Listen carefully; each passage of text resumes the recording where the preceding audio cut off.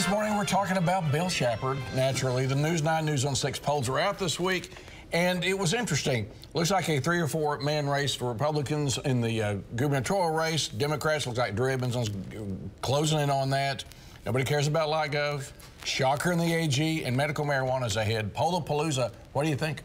Yeah, there's some really good information in the News 9 poll. Let's start with the Democratic race for governor. I think what you see in those numbers is a really good sign for Drew Edmondson. It shows that not only has he been out all across the state, but he's identifying both with rural, more conservative Democrats, as well as more progressive Democrats in the urban areas. So good news for him. A couple other things in the poll that were interesting to me. Nearly 70% of people that took the poll had an unfavorable rating of the legislature. I think that probably is a bad sign for incumbents in the legislature as they're looking to get back out and talk to folks about why they should come back to the Capitol. That's something to definitely pay attention to. Yep.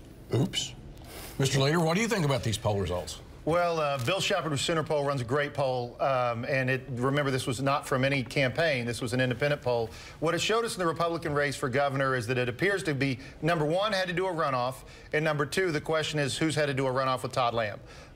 He was ahead in at least 3 out of the 5 congressional precincts, appears to have across the state support, but there are three good candidates nipping at his heels, and we have really good candidates in the Republican primary. We expect this to go into a runoff. Keep watching for who's in that runoff with Todd Lamb. As far as the AG poll goes, frankly, I expect that race to get worse before it gets better. I expect it's gonna go pretty negative, and the clear winner in that was undecided, one winning it by a lot. Who is that? Well, we'll find out here in the not too distant future.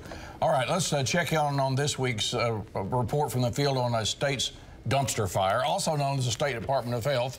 Now, there's some talk about there's lawsuits happening. I'll tell you what, one thing for sure about the State Department of Health, it's going to be a campaign issue this year. What do you think about what's going on behind the scenes? Well, it's going to be a huge campaign issue. I've spent probably 6 phone calls on the phone with Sterling Zerley with OPEA, the Oklahoma Public Employees Association.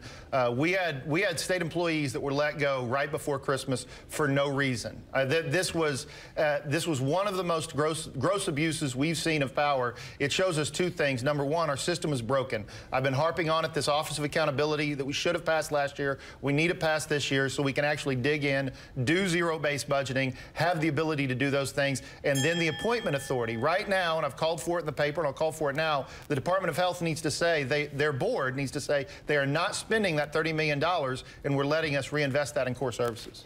All right, as we watch the dumpster fire spread across the block in all different areas of the state, your thoughts about what's about to happen? Yeah, I don't disagree with Leader Echols on this in the fact that this was really just a debacle from the beginning, and so much of it relies around and focused on the fact that people got fired right before Christmas. We need to make sure that as we put this back together, put the pieces back together, that we're making sure we're looking at the families that lost their jobs first and foremost, make sure that they're taken care of. And beyond that, we need to do everything that we can in order to build trust back into the average voter in Oklahoma that right now has great distrust in their government, great distrust in our ability to accomplish things that we're trying to do for the betterment of the public. So trust is a big issue on this one. All right, what we're about to see is that the House leadership are going to be the grizzled old veterans, Senate and over in the House.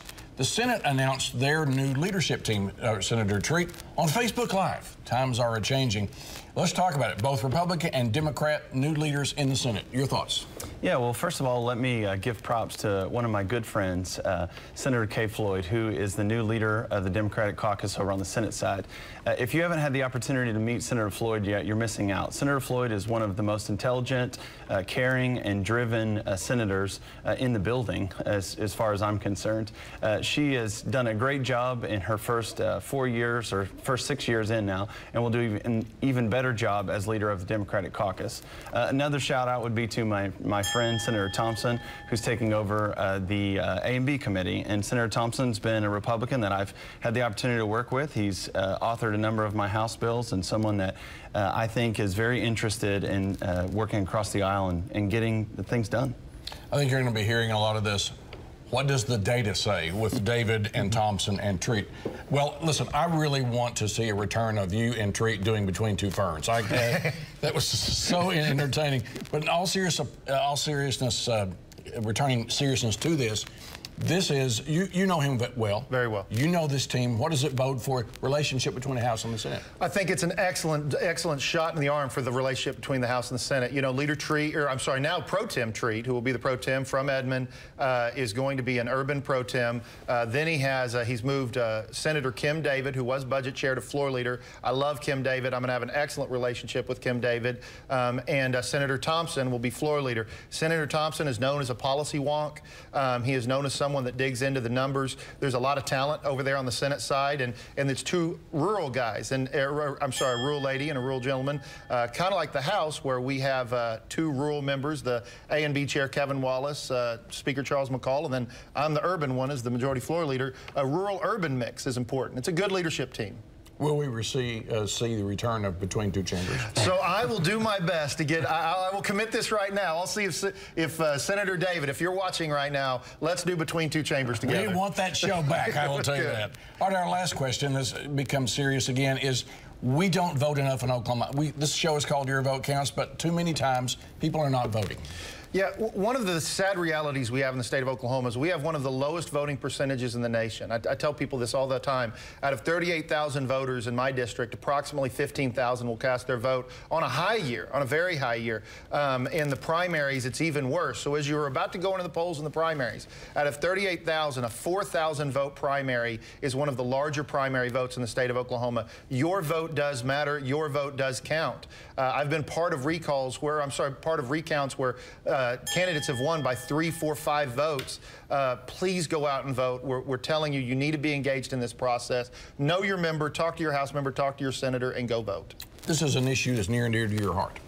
It is absolutely. I talk about all the time accountability, and how can we hold our government accountable if we don't participate in the process? As Leader Echols said, Oklahoma has one of the lowest voter turnout records in the country right now. The Oklahoma Academy did a big study on this a year ago, and what they found was out of all 50 states and the District of Columbia, we were 51st in voter engagement. This has to change. If you want your government to be accountable to you, if you want to make sure that what goes on at 23rd and Lincoln and what happens statewide is something that fits your narrative, then you have to participate in the process. And it's especially bad for young people. If you're 44 years of age or younger, it's the lowest participation in the state, and that is something we have to change if we want to solve problems. We do. And be sure and follow us on Twitter. It's @MitchellTalks. And see this again at news9.com/yourvotecounts. And Senator Treat, we're looking at you. We want that show.